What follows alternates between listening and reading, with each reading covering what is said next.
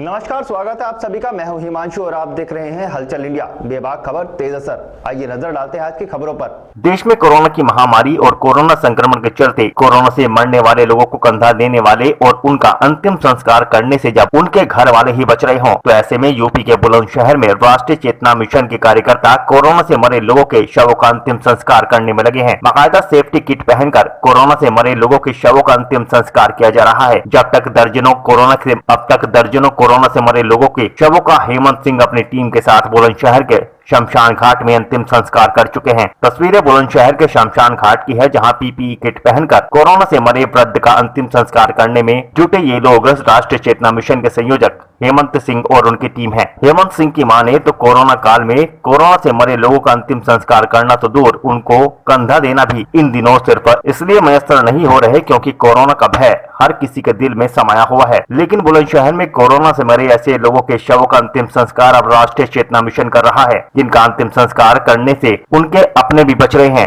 हेमंत सिंह की माने तो अब तक दर्जनों कोरोना से मरने वाले लोगों का अंतिम संस्कार उनकी टीम कर चुकी है। मेरा नाम हेमंत सिंह है। हमारी संस्था राष्ट्रीय चेतना मिशन के माध्यम से इस कोरोना के संकट काल में हम लोग बहुत प्रकार से लोगों की सेवा सहायता कर रहे हैं। जो लोग होम क्वारंटाइन में हैं या होम आइसोलेशन में हैं, उनके घर सुबह शाम भोजन पहुंचा रहे हैं। और जो लोग कोरोना से पीड़ित होकर मृत्यु हो जा रही है, जिनके कोई भी परिजन या रिश्तेदार अंतिम संस्कार के लिए भी उपलब्ध नहीं है, ऐसे बुलंदशहर के बहुत से लोगों का हम लोग अपनी टीम के माध्यम से पूर्ण सुरक्षा और सावधानी के साथ अंतिम संस्कार कर रहे हैं। आज भी यहाँ बुलंदशहर के मोतीबाग क्षेत्र में एक 80 वर्षीय बुजुर्ग श्री DC गोविल जी की मृत्यु हो जाने के बाद में उनके परिजन कोई भी मौजूद नहीं था। हमारी टीम के सभी साथियों ने पीपी किट और पूर्ण सुरक्षा के साथ में भूतेश्वर शमशान घाट पर उनका विधिवत अंतिम संस्कार।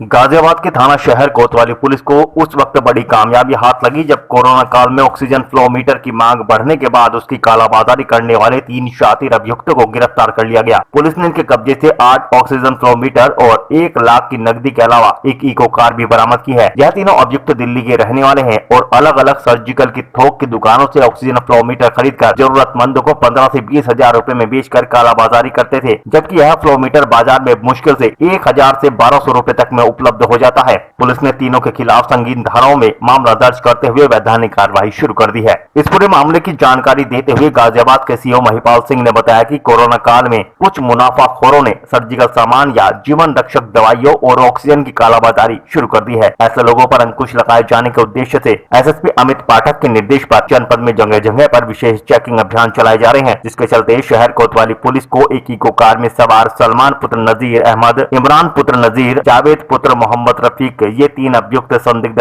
परिस्थिति में दिखाई दिए तो इनकी चेकिंग की गई, जिसके बाद पता चला कि यह तीनों अभियुक्त ऑक्सीजन फ्लो मीटर की कालाबाजारी करते हैं। इनके कब्जे से गाड़ी में 8 ऑक्सीजन फ्लो मीटर और 1 लाख रुपए की नकदी बरामद की गई। उन्होंने बताया कि इस गोरख धंधे में इस्तेमाल करने के लिए एक इको कार का भी इन्होंने प्रयोग किया है, उसे भी जब्त कर लिया गया है और तीनों शातिर अभियुक्तों के खिलाफ महामारी अधिनियम के तहत संगीन धाराओं में मामला दर्ज करते हुए वैधानिक कार्रवाई शुरू कर दी गई है। कोरोना महामारी के प्रभाव को देखते हुए जनपद गाजियाबाद में कालाबाजारी को रोकने के लिए चलाए जा रहे अभियान में थाना कोतवाली नगर पुलिस टीम द्वारा ऑक्सीजन फ्लो मीटर की कालाबाजारी करने वाले 3 अभियुक्तों को गिरफ्तार किया गया है, जिनके कब्जे से 8 ऑक्सीजन फ्लो मीटर व 1 लाख रुपए नकद, एक इको स्पोर्ट कार बरामद की गई है। अभियुक्त पंजीकृत कर आवश्यक कार्रवाई की जा रही है।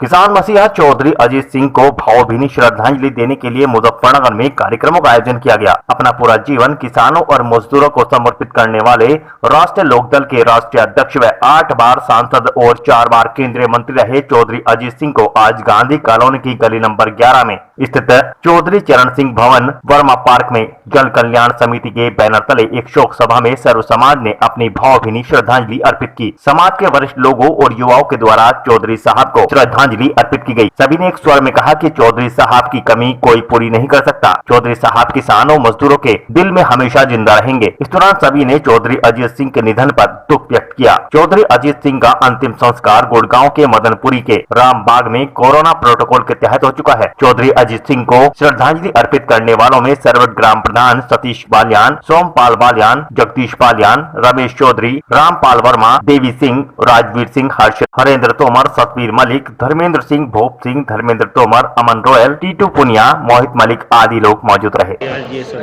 ये हमारे स्तंभ थे चौधरी अजीत सिंह जी, भाई बिरादरी के, किसान बिरादरी के, किसान में सभी बिरादरी आती है। जो इन्होंने किसानों के लिए किया शायद कोई नेता आगे भी नहीं कर सकता।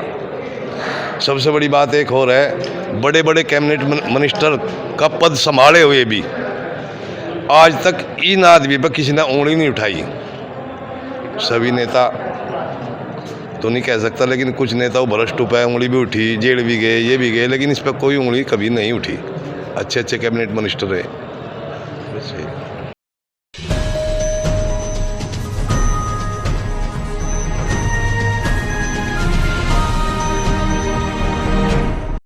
दस मई तक सरकार ने उत्तर प्रदेश में संपूर्ण लॉकडाउन का ऐलान किया है। साथ ही कुछ ऐसी दुकानों को आंशिक रूप से छूट प्रदान की गई है जिनमें लोग अपनी जरूरत का सामान जुटा सकते हैं, लेकिन ये आदेश भी समय समय के लिए हैं। हालांकि ऑक्सीजन और दवाइयों की किल्लत के लिए लोग अपनों की जिंदगी बचाने के लिए इधर उधर भागते दिखते हैं, लेकिन कुछ लोग हैं कि मानते ही नहीं, अपनी तो अपनी दूसरों की जिंदगी के साथ भी खिलवाड़ कर रहे हैं। ऐसे ही लोगों से निपटने के लिए आज से मुजफ्फरनगर एसएसपी अभिषेक यादव ने जनपदीय पुलिस को सख्त कार्रवाई के आदेश दिए हैं, जिसके चलते मुजफ्फरनगर पुलिस सतर्क नजर आई, जहां बेवजह सड़कों पर अपने वाहनों से फर्राटा भरने वालों की शामत आ गई। नगर के विभिन्न चौराहों पर चले इस अभियान के दौरान सैर सपाटे बढ़ने के लिए लोगों को पुलिस ने जमकर सबक सिखाया, जहां बिना कारण के अपनी गाड़ियां और मोटरसाइकिलों से घूमने वालों के पुलिस ने चालान काटे और दोबारा सड़कों पर निकलने पर चीज की कार्रवाई करने की चेतावनी दी। हालांकि इसके बावजूद भी लोग मान नहीं रहे हैं। जिन्हें जरूरत है वो तो सड़क पर निकल ही रहे हैं, लेकिन जिन्हें कोई काम भी नहीं वे लोग भी सड़कों पर निकल पड़े हैं और लॉन्ग ड्राइव का मजा ले रहे हैं।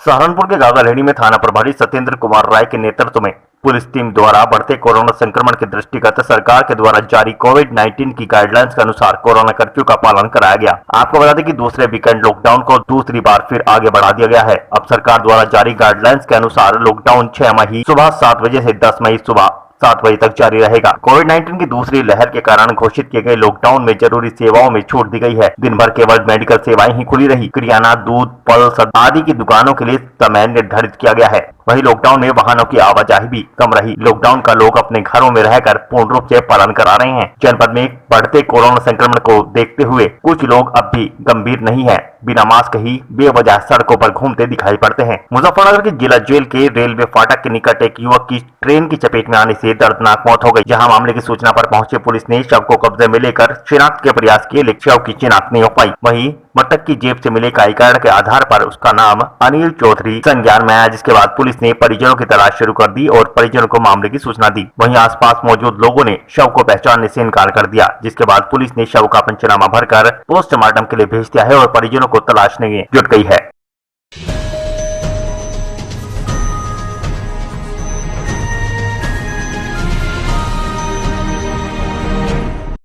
मुजफ्फरनगर के मेरठ रोड स्थित औद्योगिक क्षेत्र में स्थित ऑक्सीजन प्लांट पर लिक्विड खत्म होने के बाद प्लांट बंद हो गए हैं, जिसको लेकर लोगों को ऑक्सीजन सिलेंडर वितरित नहीं किए गए। जिला प्रशासन के द्वारा ITI कॉलेज पर ऑक्सीजन सिलेंडर को लेकर बनाई गई व्यवस्था के चलते लोगों को काफी परेशानियों का सामना करना पड़ रहा है। आपको बता दें कि ITI कॉलेज रोजाना हजारों की संख्या में लोग अपने परिजनों के लिए ऑक्सीजन सिलेंडर लेने के लिए आते हैं और घंटों लाइनों में लगे रहते हैं, लेकिन फिर भी उन्हें ऑक्सीजन सिलेंडर नहीं मिल पा रहा, जिस कारण कई लोगों की मौत भी हो रही है और कई लोगों को निराशा हाथ लग रही है। आज भी जब ऑक्सीजन प्लांट पर लिक्विड खत्म हो गया तो सुबह से ही ऑक्सीजन सिलेंडर लेने वालों की ITI कॉलेज पर लंबी लंबी लाइनें देखने को मिली।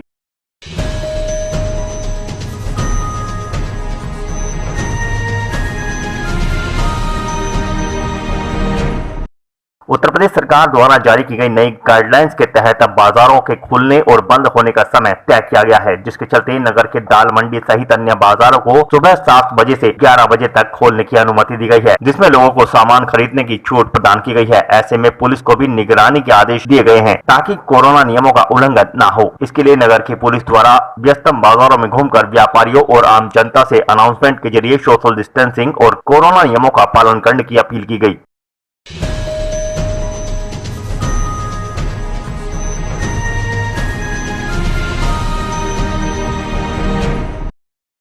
आज के बुलेटिन में इतना ही। कल फिर होंगे हाजिर कुछ नई और ताजा खबरों के साथ। देखते रहिए हलचल इंडिया, बेबाक खबर तेज असर।